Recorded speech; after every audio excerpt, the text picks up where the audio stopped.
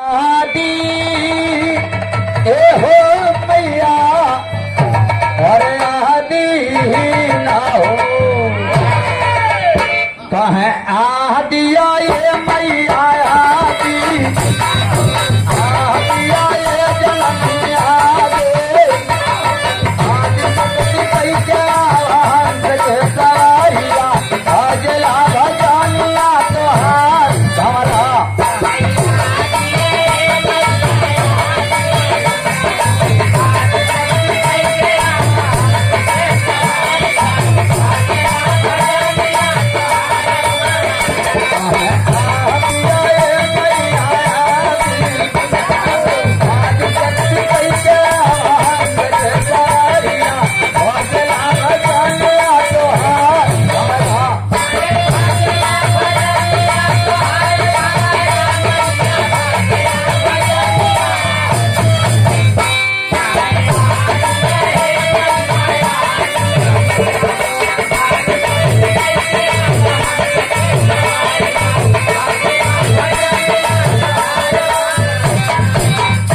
पहले लाइन में उस भगत ने अरदास किया है, लेकिन अरदास की लाइन क्या दिया आगे जरा गीत में देता हूं।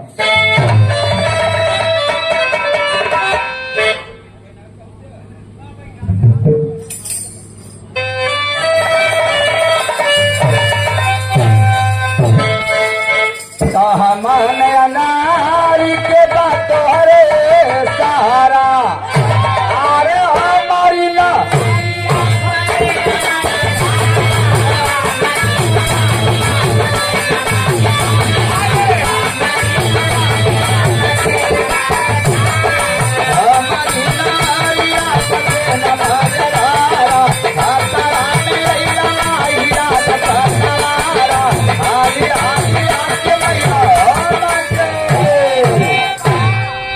हाथ में पतवार लेकर के माता रानी से नाव को खे करके पार कर देना, क्योंकि अभी तक तो नाव पे अकेला था, लेकिन भार धीरे धीरे बढ़ता जा रहा, इसलिए यह संगीत की नाव को खे करके पार करना ये मेरी औकात नहीं है। अगर मेरी नाव जल के बीच में होती तो प्रयास करता, गगन में होती तो प्रयास करता, लेकिन यह संगीत की नाव तो जनता जनार्दन के बीच में है और जनता के बीच से नाव को खे करके पार कर दे हमारा इतनी बड़ी इसकी औकात, इसलिए तेरे चरण में आस लगाया हूं। कैसे बच्ची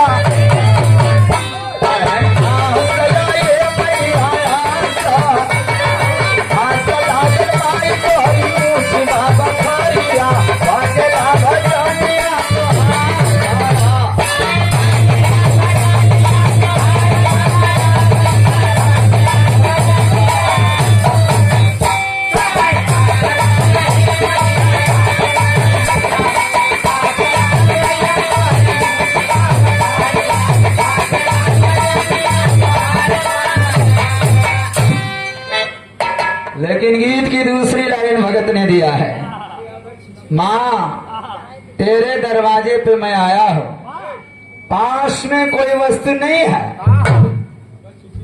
अगर कुछ ले करके आया हो तो खाली AK-47 AK-47 यार माई के दरवाजे के हुए AK-47 लेके जाला। हाँ अपने सुरक्षा खातिर भाई माई सुरक्षा ना करी, हाँ माई अपन सुरक्षा करबन के उनका आँख फूट गए तो हार कहाँ करी, लेकिन उस भगत ने आवाज दिया है, बच्चे नहीं धूप दीप नहीं पूजा के समनिया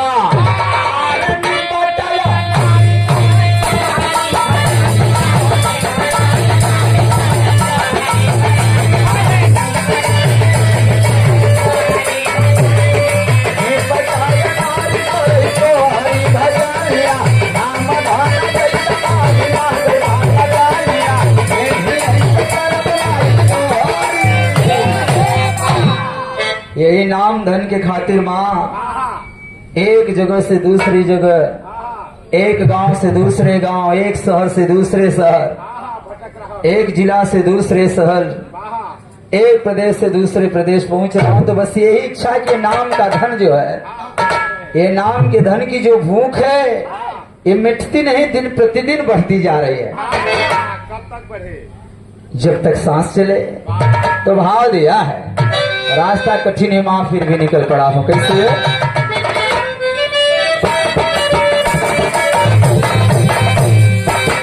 कहे अतः कटाए मैया अतः पटा, अतः कटाए जननी अतः पटा, अतः पटा चरण मायू सुंदर राहिया, राजला भजनिया तोहार हमारा।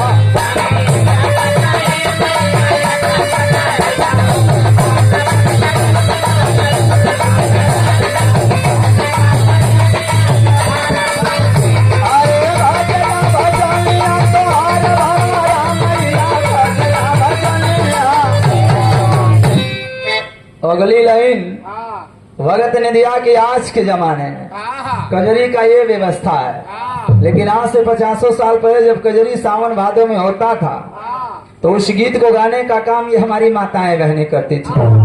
और जब वो करती थी तो कजरी की शुरुआत गांव के परिवार के बीच में करती थी। जिसका दरवाजा बड़ा होता था, द्वार बड़ा होता था, वही द्वारे पे कजरी हो और गांव का पूरा माई बहन इकट्ठा हो जाए। आज तो परिस्थिति बदल चुकी है, एक भाई दूसरे भाई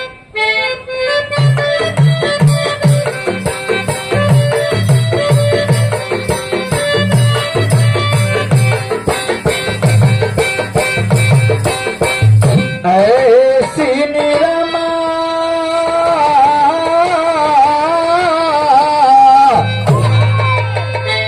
ऐसी निरमा लया जोरिया के पानी मैया कहारे रहू।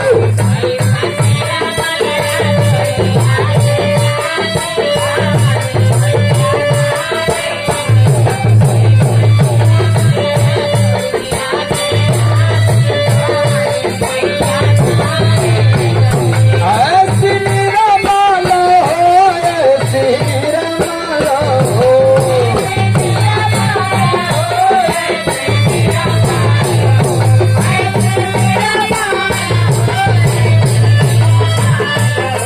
ऐसी निरमा लया जोरिया के पानी मैया कहारे रहू।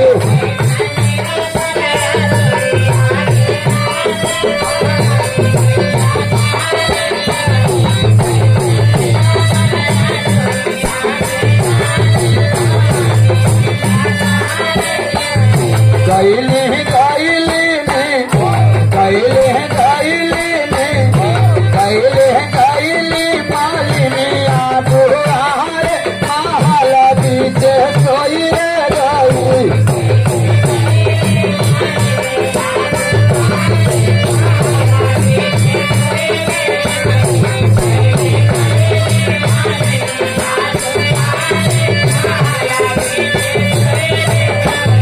ऐसी निरमा लो, ऐसी निरमा लो,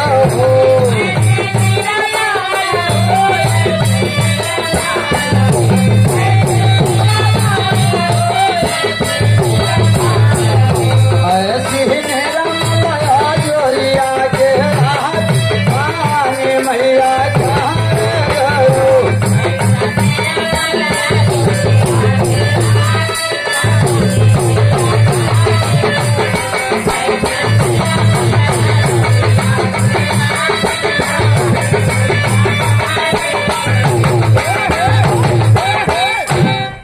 आखिरी लाइन में खानदान का परिचय है, यही लाइन से। कैसे?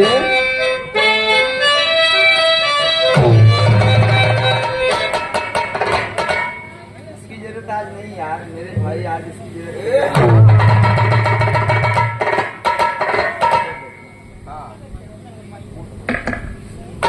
ये बड़ा ही होनहार कलाकार और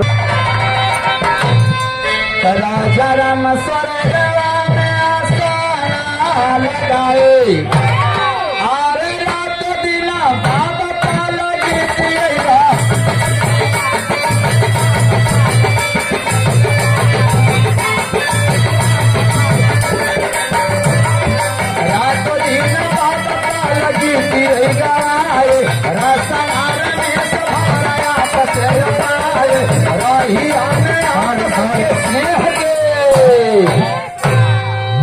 यही परिवार है हाँ हाँ जो है परिवार में हाँ हाँ सब जने चला गए, खाली एक ही जने बचा है। कहाँ चला गया। हाँ गए। लेकिन गीत की आखिरी लाइन एक अर्जी मैं लगा रहा हूँ उमर जी, हाँ है आपकी। पूरे भानपुर की धरती के आप लोग हाँ, हाँ, हाँ, हाँ। अर्जी का अरे बाबू